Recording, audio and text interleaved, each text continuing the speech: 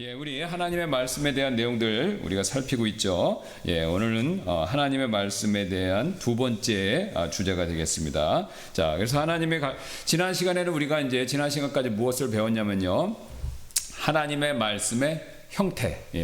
하나님의 말씀에는 어떤 형태가 있는가라고 했을 때 예수 그리스도 그분이 이제 하나님의 말씀으로 불린다라는 것을 배웠고, 그 다음에 하나님이 직접 나타나셔서 말씀하시는 형태가 있다. 그 다음에 하나님이 사람을 사용하셔서 말씀하시는 형태가 있다. 그 다음에 마지막이 뭡니까? 하나님이 뭘 사용하시죠? 성경. 성경을 통해서 자신의 말씀을 가르쳐 주신다. 그래서 이제 우리는 귀결적으로, 그러니까 결론적으로는 앞에 이제 예수님도 오셨다 가셨잖아요. 안 계시죠? 그다음에 하나님은 아주 특이한 경우가 아니면 과거와 같은 히브리서 말씀에 나와 있는 내용처럼 직접 나타나셔서 자신의 뜻을 계시하는 것은 거의 자제하십니다. 거의 없다고 보시면 돼요.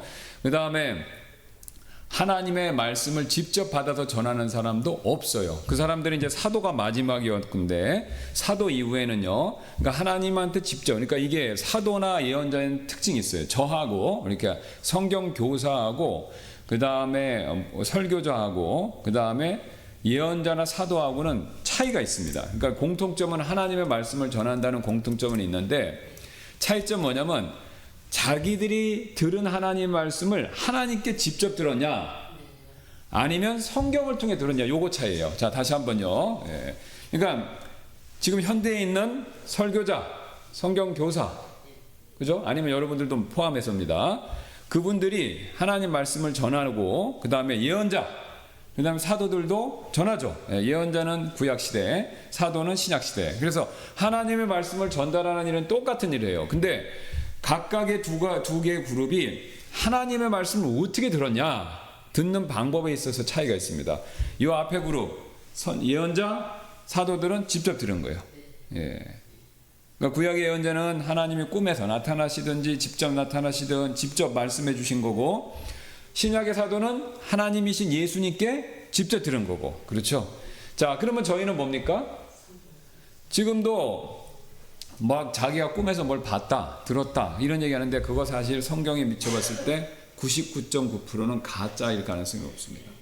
자기 착각이나 아니면은 사탄이 거짓되게 거짓되게 가르쳐 줬을 가능성이 99.9%입니다. 99.9%. 그러니까 거기에 귀를 기울이시면 안 돼요. 그래서 뭐 지금도 들어보셔서 아시겠지만 신사도 운동 그래갖고 지금도 사도다. 그래서 뭐 돈 내면 사도 익명서까지 주면서 미국에서 있는 일입니다. 사도를 세워주고 막 그러는데 그거 다 가짜입니다.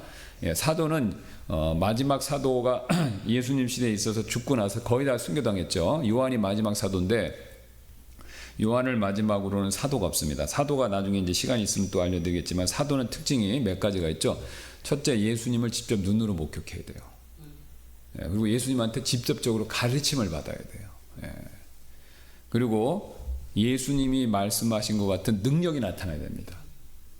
그러니까 최소한 요 세 가지 조건이 있어야 진짜 사도예요.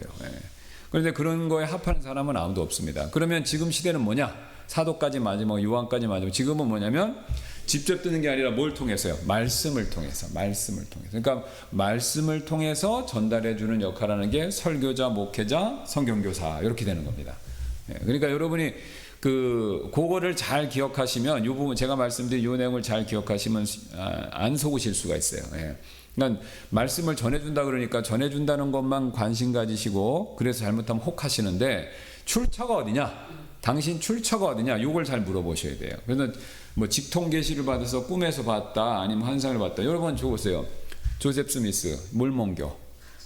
그 다음에 뭐 또 뭐야, 그 외 미국의 기타 등등 이단들 있죠. 전부 특징이 있어요. 뭐예요? 갑자기 천사가 나타나거나 무슨 계시를 받았다는 거 하나요. 국내도 똑같아요. 이만희, 뭐 박태솜 전부 다 똑같아요. 전부 뭐라고 그럽니까? 하나님한테 직접 들었다는 거예요. 예수님한테 직접 들었다는 거예요. 근데 성경은 절대 그렇게 얘기를 안 하죠. 성경은 사도 시대로 끝났다 이거예요. 그 다음부터는 성경을 통해서 얘기하는 겁니다. 그래서 성경을 통해서 말씀을 듣는 게 하나님이 지금 이 마지막 때 정하신 원리다라는 거죠. 자, 그래서 우리가 그런 하나님의 이 우리에게 자신의 뜻을 나타내시는 계시의 방법에 근거해서 이제 우리가 하나님의 말씀, 이 성경에 대한 굉장히 중요한 특징들을 배워야 되는데요. 이제 여러 가지 특징이 있지만 네 가지 특징을 중점적으로 배우도록 하겠습니다. 첫 번째는요, 뭐 어떤 특징을 가지고 있냐면 거기 제가 넣어둔 것을 보시면 아시겠지만 성경은 권위를 갖고 있어요. 권위. 그래서 그거를 줄여서 성경의 권위다. 그러니까 성경은 권위를 갖고 있다. 그게 무슨 뜻이냐? 성경의 권위는 성경의 모든 말씀이 하나님의 말씀이에요. 여기서 이제 모든이라는 것에 밑줄을 치셔야 됩니다. 성경의 모든 말씀이 하나님의 말씀이며 성경의 어떤 말씀도 믿지 않거나 불순종하는 것은 하나님을 믿지 않거나 불순종하는 것을 의미한다. 이게 후반부가 중요하죠. 자, 저를 보세요. 성경 66권에 있는 모든 단어는 하나님의 말씀이에요. 모든. 이게 중요합니다. 모든 게 하나님 말씀이에요. 우리는 그렇게 말하는 분은 없어요. 이게 우리가 근본주의 독립침례교회 성경을 믿는 분들 가운데서 그런 교회를 다니시는 분들 가운데서 하나님의 그러니까 성경에 있는 모든 말씀이 하나님의 말씀이다. 이걸 부정하는 분들은 대놓고 하는 분 없어요. 예. 다 동의하십니다. 그러나 실제적으로는 모든 말씀이 하나님의 말씀이다라는 걸 믿지 못할 때가 너무 많죠. 예. 왜 어떤 때입니까? 순종을 요구하는 거. 그렇죠? 예. 강한 순종을 요구하는 거. 원수도 사랑하라. 그러니까 내 가족들 밉지만 어떻게 되는 겁니까? 용서하고 사랑해야 되잖아요. 예. 또 권위자에게 순종해야 되잖아요. 그러니까 이런 말씀을 최소한 입으로 부정하진 않지만 마음속으로 정말 하나님이 나한테 주시는 말씀이야. 이거를 마음속으로 인정하지 못하는 경우가 너무나 많은 거죠. 너무나 많은 겁니다. 근데 뭐만 인정하냐면 축복의 약속들, 기도응답의 약속들, 그렇죠? 하나님이 격려해 주시고 좋은 거. 그러니까 내 마음에 드는 거는 하나님 말씀이고 내 마음에 들지 않는 건 무의식적으로 거부하는 거죠. 자, 그래서 우리가 그렇게 신앙생활을 하면 안 됩니다. 왜 안 되죠? 다 자녀분들 길러보셔서 아시겠지만 아이들을 기를 때 아이들을 잘 가르치기 위해서 여러 가지 내용들을 이렇게 훈계하고 가르치시지 않습니까? 잘 기르시기 위해서. 그럼 아이들이 엄마 아빠가 좋은 거, 자기 원하는 거 해주겠다라는 것은 듣고 공부해라. 뭐 요새 먹을 것도 있으니까요. 뭐 나쁜 거 먹지 말라. 나쁜 친구 생기지 마라. 게임 너무 하지 말라. 돈 아껴 써라. 이런 얘기하는 거 듣기 싫어서 안 들으면요. 그 아이는 어떻게 되겠습니까? 그 자녀는요. 제대로 잘 성장하기가 어렵죠. 좋은 것만 듣지 말고 내가 생각했을 때 나의 죄된 육신의 기준으로 봤을 때 하기 싫은 거 그것도 들어야 됩니다. 그것도 들어야 된다는 거죠. 그러면 왜 우리가 그런 현상이 있느냐라고 했을 때 모든 말씀이 하나님의 말씀입니다라는 것을 마음속으로, 머리는 이해하시지만 마음속으로 믿으셔야 된다라는 겁니다. 그러니까 나는 내가 하기 싫은 말씀도 내가 듣기 원하지 않는 말씀도 하나님 말씀이기 때문에 저는 믿고 따르겠습니다. 이게 사실 신앙의 성숙입니다. 여러분 그렇죠? 예, 자녀들 다시 예로 돌아가 보겠습니다. 하기 싫어도 할게요. 그건 옳은 거니까. 엄마 아빠가 시켰으니까. 그러면 그게 어떻습니까? 우리 아이들 볼 때 철들었다 그러죠. 그렇죠? 예. 하기 싫은 건 안 할게요 하고 떼쓰고 들어놓으면 아이잖아요. 그렇죠? 예. 하기 싫어도 옳은 거면 하겠다. 이게 성숙한 자세죠. 똑같습니다. 신앙도. 자, 그래서 우리가 성경의 어떤 말씀도 믿지 않거나 불순종하는 것은 하나님을 믿지 않거나 불순종하는 것을 의미합니다. 이게 굉장히 중요하죠. 자, 그래서 이제 자세한 내용 한번 살피겠습니다. 성경은 스스로 모든 말씀이 하나님의 말씀이다라고 주장하죠. 왜 성경이 하나님 말씀이냐라고 했을 때 그 근거가요. 무슨 과학적 근거도 아니고 사실이긴 합니다만 과학적인 근거에서 그것을 입증한 것도 아니고요. 무슨 논리적인 근거에서 추론에 의해서 그것을 입증한 것도 아니고요. 무슨 고고학의 근거에서 그것을 입증한 것도 아니고요. 어떤 권위 있는 사람들의 지지를 통해서 그것을 입증한 것이 아닙니다. 그게 다 맞아요. 사실이지만 성경이 하나님의 말씀이다라는 것을 가장 강력하게 입증할 수 있는 근거는요. 성경 스스로예요. 이게 굉장히 중요합니다. 성경 스스로예요. 이게 성경 스스로예요. 자, 이제 성경에 그것을 스스로 얘기하고 있죠. 한번 보겠습니다. 수백 개 구절이 성경의 말씀이 하나님 말씀이다 이렇게 주장하는 거예요. 물론 성경을 기록한 인간 저자는 있지만 인간 저자가 자기가 쓰고 싶은 것을 쓴 게 아니라 우리가 잘 아시는 디모데서신 말씀처럼 성령의 감동, 그러니까 성령의 숨을 불어넣으시는, 우리 영의 숨을 불어넣으시는 일을 통해서 내가 쓰고 싶은 걸 쓴 게 아니라 어떻습니까? 하나님이 말씀하고 싶으신 것, 하나님이 말씀하시고자 하는 것을 적어놓은 거죠. 그러니까 그게 뭐가 되는 겁니까? 하나님의 말씀이 되는 거죠. 인간은 대필자 역할만 했다라는 것이죠. 그래서 성경의 말씀이 우리에게 주신 하나님의 말씀이라는 확신을 가지고 시작하든 그렇지 않든 관심 있는 모든 독자는 적어도 성경의 그 말씀이 하나님의 말씀이다라고 자주 주장하고 있다는 사실을 인정하게 됩니다. 그럼 여러분 성경 쭉 읽어보시면요, 거기 나와 있죠. 주께서 이르시되, 이 얘기가 엄청 많습니다. 우리 킹제임스 기준으로 구약 본문에만 314번 나옵니다. 그러면 이게 주께서 이르시되라는 이게 무슨 뜻이냐면요, 고대 사회에서는요, 왕이 칙령을 내리지 않습니까? 여러분 조선시대 같은 데도 우리 사극 보셨잖아요. 그러면 이제 관리가 와서 이렇게 문서를 두루마리 같은 걸 쫙 펼치고, 그 다음에 뭐 지금 전하께서 뭐 이렇게 말씀하셨다 이렇게 얘기하죠. 그러니까 뭐냐면 그게 뭐냐면 왕이 이렇게 말씀하셨다 이거죠. 예, 이 사극이나 여러분 드라마나 이런 데 보시면 신하가 와서 무슨 포고령 같은 걸 읽어요. 근데 포고령을 읽을 때 처음에 뭘 얘기합니까? 왕이 이렇게 말씀하신다 그거죠. 그럼 왕이 직접 오지 않았지만 왕이 신하를 써서 대독하게 대신 읽게 만드는 그 포고령, 그 문서는 뭡니까? 왕의 말과 동등한 거죠.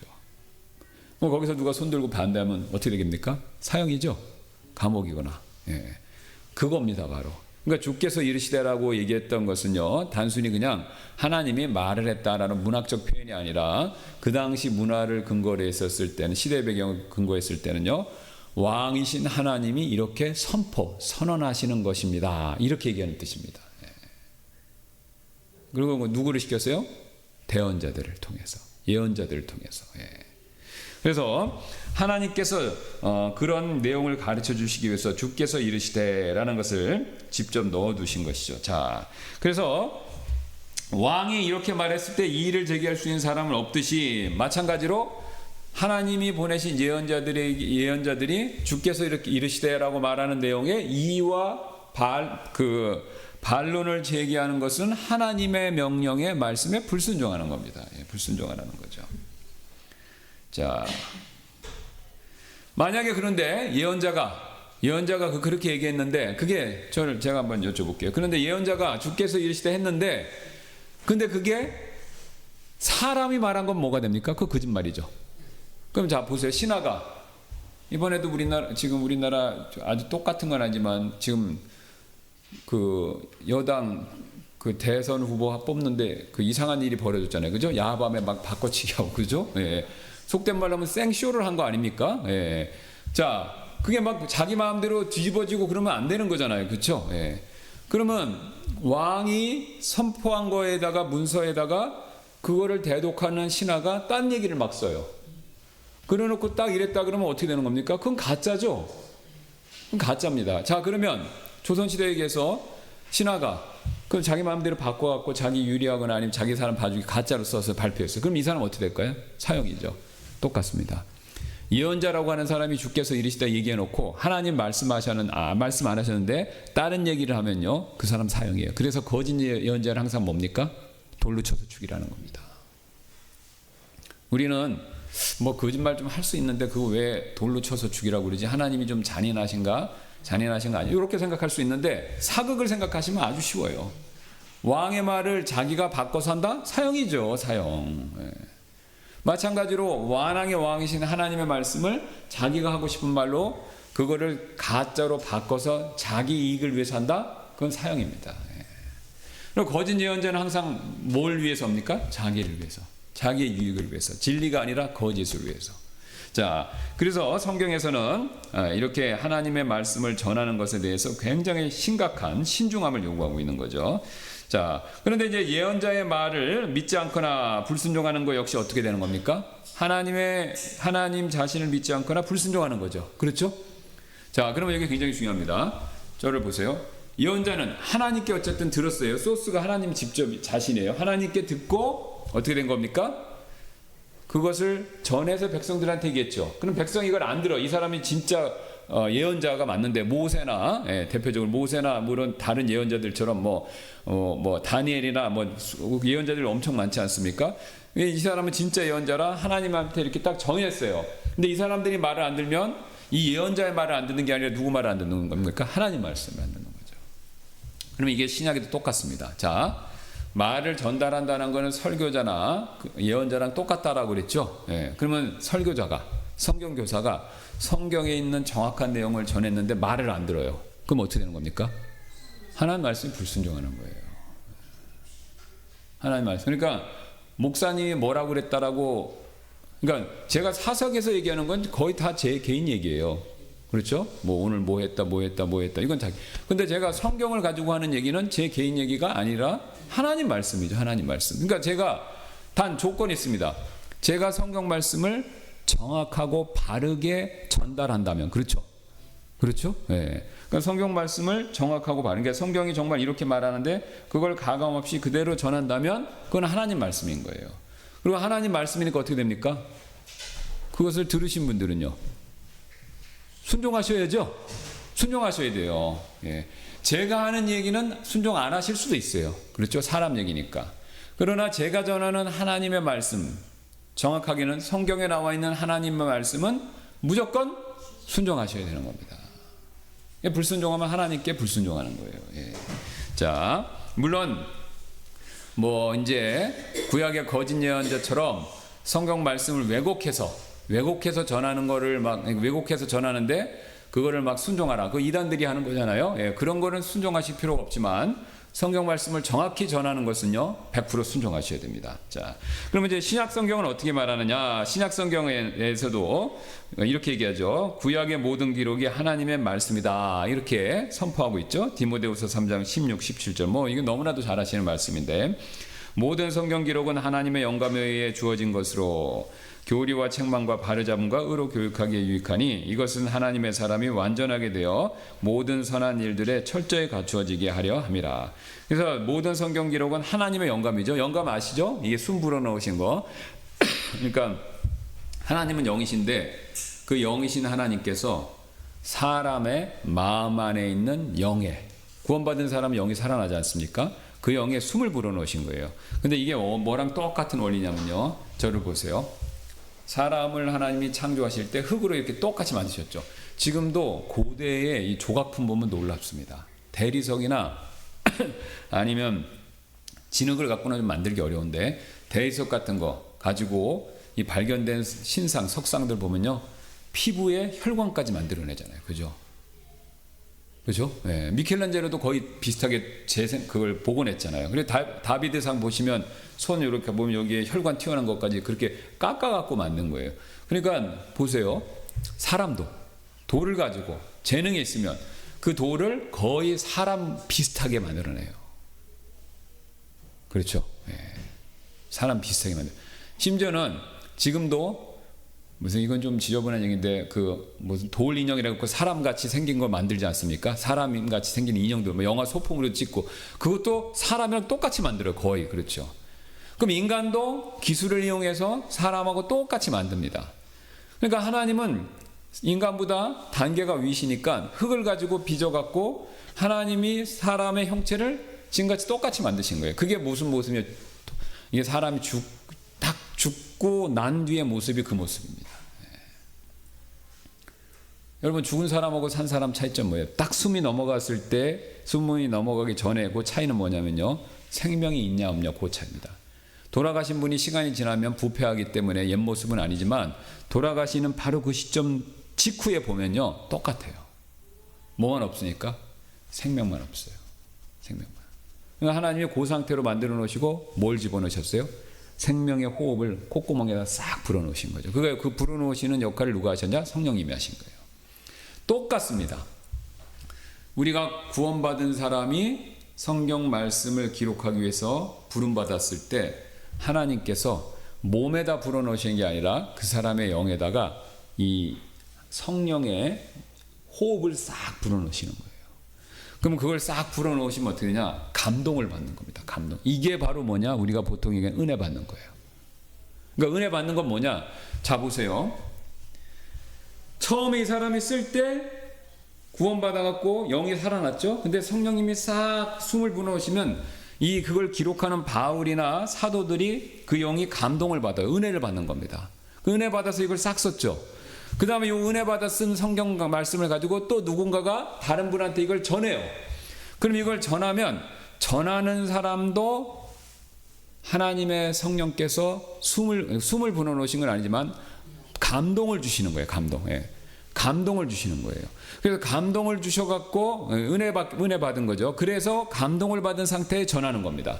그럼 듣는 사람도 어떻게 되는 거예요? 그거를 들을 때 감동을 딱 받는 거예요. 이 감동이라고 표현을 했는데 정확하게는 이제 감동은 아니고, 왜냐하면 감동이란 것은 딱 성경에 처음에 숨을 불어넣으실 때만 하는 거고, 이제 더 정확하게는 얘기하면 이제 조명입니다. 조명. 우리가 조명. 감동하고 조명은 구별하거든요. 감동은 처음에 기록할 때고, 그 다음에 기록된 거를 가지고 은혜 받는 걸 우리는 신학적으로 그걸 조명이라고 표현해요. 그러면 이제 조명을 딱 받고, 그러니까 쉽게 얘기해서 은혜를 받고 전하면요, 들으시는 분도 조명을 받고 은혜를 받고 받아들이시는 거예요. 그러니까 이 과정이 계속해서 연결돼서 전해지는 겁니다. 자, 그래서 여기서 또 3장 17절. 그러면 이렇게 하나님이 감동을 주시는 목적이 뭐냐? 17절 보겠습니다. 이것은 하나님의 사람이 완전하게 되어 모든 선한 일들에 철저히 갖추어지게 하려 함이라. 보세요. 이게 놀랍습니다.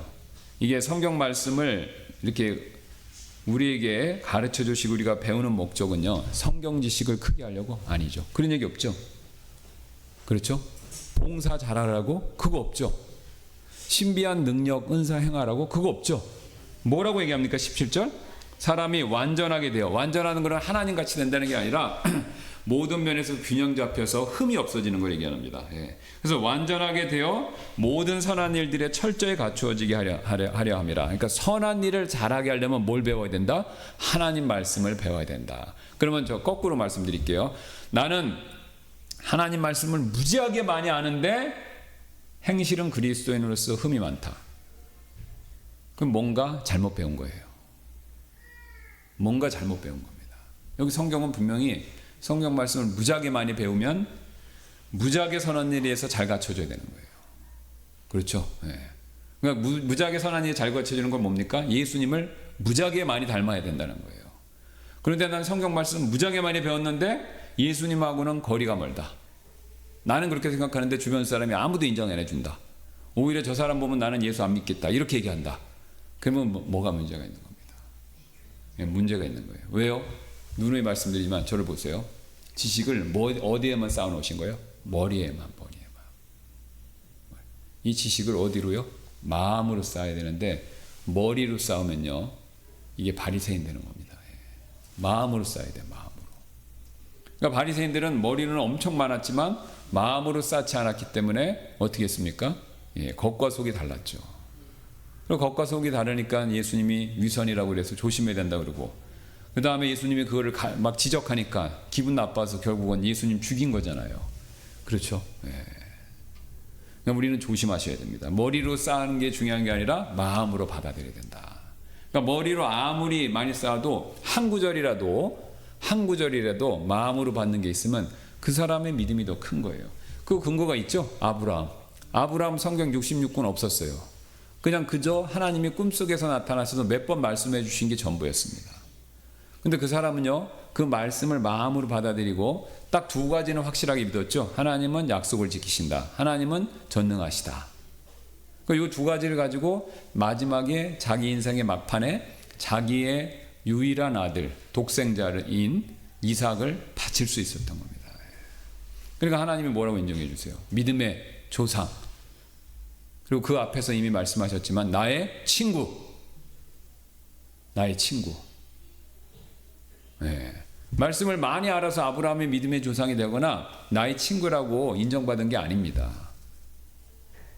한 구절이라도, 한 교리라도, 한 가르침이라도 마음속 깊이 그걸 받아들이면요, 그리고 그것에 따라 순종하면요, 그 사람이 바로 하나님이 인정하시는 믿음의 사람이다라는 거죠. 누누이 말씀드리지만 우리는 이제 유교 문화, 그래서 지식을 강조합니다. 우리나라 사람과 지식 강조하는 나라도 없대잖아. 그래서 옛날에도 말씀드렸지만 구한 말에 선교사들이 왔는데 조선을 보니까 아무것도 없어요. 너무 수탈이 심해갖고 그지그지 산거지. 막 길도 흙이고 막 아무것도 없는 거예요. 조선 말에 그 사대부들 수탈, 그 다음에 막 이게 너무 막 피폐했잖아요. 그러니까 이 약탈을 하러 이제 뭐 제국주의니까 통상 무역하러 좀 와서 보니까 가져갈 게 없는 거예요. 선교사들이 들어보니까 조선 사람들 너무 불쌍하다는 거예요. 그리고 지금은 뭐 이제 우리가 잘 먹고 잘 입어서 뭐 한국 화장품, 한국 피부 좋다 막 이렇게 세계를 죄름지는데 선교사들 보고 하면요 시커멓고 때가 쪼르르 그래갖고 진짜 그지그지 산거지 같이 보였대요. 옷도 그냥 무명저고리. 여러분 하얀 무명저고리는요 때 잘 타죠. 그럼 그 때 탄 거 입고 있으면 뭐 같이 보입니까? 정말 그지같이 보이죠. 그게 우리 조선 사람들이었대요. 그래서 부러울 게 하나도 없는데 하나 부러운 게 있었대요. 그게 뭔지 아세요? 잘 살든 못 살든 모든 집안에 책은 몇 권씩 있었다는 거예요. 쌍놈의 집안이라도 책을 갖고 있었대요. 그래서 이 조선 사람들은 딴 거는 내가 안 부러운데 공부, 책을 좋아하고 공부에 이렇게 관심이 많구나. 그걸 가능성을 본 사람들도 있어요. 이게 우리 한국 사람들이 가진 장점인데 이게 단점이 될 수도 있죠. 그러니까 우리가 장점이니까 공부 좋아하고 또 공부로 이만큼까지 나라가 온 거잖아요. 그렇죠? 그러니까 그건 장점인데 그렇게 장점을 가지고 교회 생활을 신앙생활을 딱 하니까 성경 말씀 열심히 배워야 돼. 그래서 막 배우시는데 이게 앞불싸 머리로만 쌓는 겁니다. 마음으로 내리는 훈련이 안 되는 거예요. 그렇죠? 자, 여기 교직에 계신 분도 계시는데 학교에서 우리 공부 가르칠 때 마음으로 받으라고 가르치십니까? 외우라고만 가르치십니까? 외우라고 가르쳐야죠. 이게 우리 교육 시스템의 문제인 거예요. 지식 하나라도 마음으로, 그러니까 수학 공식을 하나 풀더라도 깊이 묵상해서 완전히 내 거가 되고 그걸 내가 응용해서 뭔가를 만들어내는 거, 이걸 해야 되는데 바쁘니까 그거 못하는 거예요. 그냥 지식을, 수학 공식을 엄청나게 많이만 알면 되니까 그냥 그거 알아갖고 문제만 빨리 풀면 되는 거니까 그런 시스템으로 가니까 어떻습니까? 지식은 많이 알아도 한 지식 가지고 응용하는 기술이 안 나오는 거죠. 왜요? 그 지식이 뭘로 안 와서요? 마음으로 안 와서. 마음으로. 여러분 수제 천재들은요 특징이 있어요. 어떤 지식이라도 마음속으로 곰곰이 생각합니다. 그렇죠? 그걸 곰곰이 생각하고 그 다음에 그것에 대해서 진리를 찾아내고 그 다음에 그거를 응용하는 거죠. 자, 뉴턴이 아시잖아요. 사과나무가 떨어지는 걸 보고 뭘 묵상했습니까? 이게 왜 떨어지지? 서로 물체 간에 당기는 뭔가 힘이 있지 않을까? 그리고 그걸 연구하고 계속 생각해서 만류인력의 법칙, 이걸 발견한 거 아닙니까? 그리고 그 만류인력의 법칙에 근거해서 우리의 물리학이 출발한 거고요. 현대 물리학은 뉴턴에서부터 나오는 거니까. 그래서 그가 그 만류인력의 법칙을 통해서 현대 물리학의 문을 열었고 그 물리학의 결과 지금 이렇게 세상이 이렇게 바뀐 거예요. 그 물리학의 원리에 의해서 온갖 지금 기계장치 이런 것들이 다 만들어낼 수 있는. 그래서 인간이 우주도 가는 거 아닙니까? 간단하잖아요. 인간이 왜 지구를 못 떠나서 달에 못 가냐? 지금 지구가 끌어당기는 힘이 더 크니까 그런 거죠. 그러면 지구가 끌어당기는 것보다 그거를 더 상쇄하는 힘으로 내가 뭔가를 이렇게 힘을 내리면 지구를 떠날 수가 있겠구나. 그러니까 그 상쇄할 수 있는 힘을 만들자. 그래서 막 연구해갖고 로켓 추진장치 생각해낸 거 아닙니까? 그러니까 지금 이제 우리에게 필요한 건 이겁니다. 지식을 마음으로. 그러니까 지금은 그 마음으로 받아들이는 시대가 됐잖아요. 그렇죠? 그러니까 마음으로 생각해서 뭔가 창의적으로 만들어내는 사람이 이제 이 세상을 선도하는 그런 시대로 갔죠. 정보 시대로 왔으니까. 그러니까 뭐 빌 게이츠나 뭐 스티브 잡스 뭐 이런 사람들 제가 개인적으로 뭐 그 사람들을 좋아하거나 그런 건 아닙니다. 그런 건 아니지만 그 사람들은 어쨌든 지식을 마음속으로 생각하고 거기서 아이디어를 떠올려서 실제적인 걸 만들어냈기 때문에 세계를 선도하는 건 맞습니다. 이 원리가 신앙에도 똑같이 적용되는 거죠. 우리가 이 말씀을 많이 아는 거 그렇다고 해서 많이 알 필요 없냐? 그거 아니죠. 많이 아셔야 되죠. 그러나 한 말씀이라도 말씀 하나라도 마음으로 받아들여야 성령이 역사하세요. 또 성령이 역사하셔야 우리가 그리스도인답게 변하는 겁니다. 여러분 제가 누누이 말씀드리지만요. 여러분 보세요. 한국교회가 속된 말 할게요. 개독교라고 욕을 받아요. 목사가 목사라고 지금 지탄을 받습니다. 그거는요. 한국교회가 성경을 몰라서가 아니에요. 한 구절의 성경 말씀, 한 구절의 예수님에 대한 가르침을 철저하게 우리가 실천 못해서 그렇습니다. 한 사람의 목사나 한 사람의 성도라도 예수님과 같은 사랑을 실천해 보세요. 예수님과 같은 삶을 실천해 보세요. 그러면 여러분 한국 사회에 막대한 영향을 미칠 수 있습니다. 제가 보니까 서구 기독교 사회와 한국 기독교 사회의 결정적인 차이야. 우리 이제 대표적으로 손양원 목사님 외국에서도 알아요. 아시는 분들 워낙 사랑의 원자탄이라고 했어. 왜요? 예수님의 사랑을 실천했잖아요. 근데 우리는 그런 사랑을 실천한 예수님의 삶을 본받는 분이 맵상 손가락에 누구 있어요? 이게 없어요. 근데 서구 기독교사는 그런 분이 많습니다. 이게 많아요, 실제로. 그러니까 서구 기독교 사회가 더 성숙한 게 뭐냐면 그런 사람들이 많다라는 거예요. 그러니까 그게 유지되는 거죠. 우리는 그게 적은 겁니다. 그래서 우리가 오늘 이 말씀처럼 하나님의 사람이 완전하게 되고 모든 선한 일들에 철저히 갖춰지기 위해서 뭘 배우셔야 된다고요? 성경 말씀을 배우고 익히셔야 된다는 겁니다. 그러기 위해서는 어떻게 하셔야 된다고? 마음으로. 머리로 말고 머리에 있는 걸 마음으로 내리셔야 된다라는 거죠. 예. 그래서 여기까지 하고 우리 다음 시간에 이어서 또 살피도록 하겠습니다. 잠깐 기도하겠습니다.